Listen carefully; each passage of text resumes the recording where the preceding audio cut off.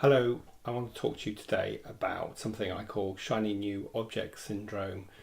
This is a topic that's come up a few times with clients recently in the last couple of weeks, so I thought I would say something about it since it's a condition that many of us face. That idea that what we're doing is a bit boring and tedious, and look at everybody else and all these other opportunities, and couldn't I be doing that? And that sounds much more sexy and exciting than what I'm currently doing.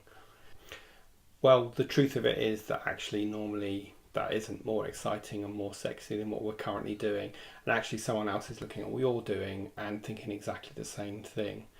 In a way, maybe it's a condition of the Western world that we live in, that idea that we should always be dissatisfied with what we're currently doing, and we should always be striving for something better, bigger, different, whatever it is. And the truth of it is, we can go on that journey and find ourselves back where we started and realizing that actually what we're doing is actually what we want to be doing. And the problem about this thinking is that thinking of being dissatisfied and the other man's grass is greener leads to feelings of the same things. When we have those feelings, we believe that they're true, and those feelings then lead to behaviour, which could be demotivation, doing something that's not in the best interests of our business or ourselves. And those negative behaviours lead to further negative feelings. So we need to make sure that we break that cycle.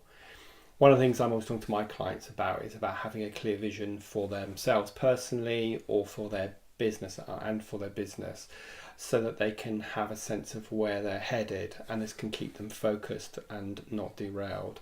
And if they do have that shiny new object syndrome, that other man's grass is greener feeling, then they need to go and do some research to find out whether that is actually something they want to be doing, whether it's something that is really viable, and whether it's something that really is as good as it looks. Because in my experience, when things look too good to be true, they normally are.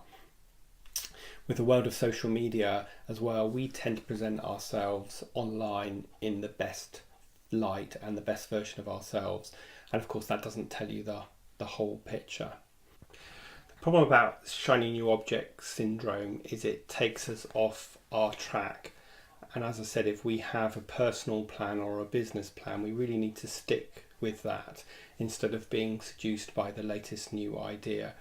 People who suffer from shiny new object syndrome end up being surrounded by lots and lots of incomplete projects, and usually back where they started in the first place.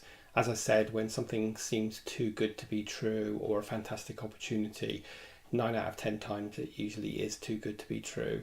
And we find that the thing that seduced us and distracted us wasn't so sexy and exciting. So my tip would be, if you have a great idea, or if you're getting distracted from your core business and these ideas are demotivating you, then you need to reconnect with why you do what you do. You need to revisit your plan for your business, and you also need to do some research on the new shiny ideas to see if they're truly viable or if they're a distraction. And if they don't take you a step closer towards your plan or your vision, then you need to let them go.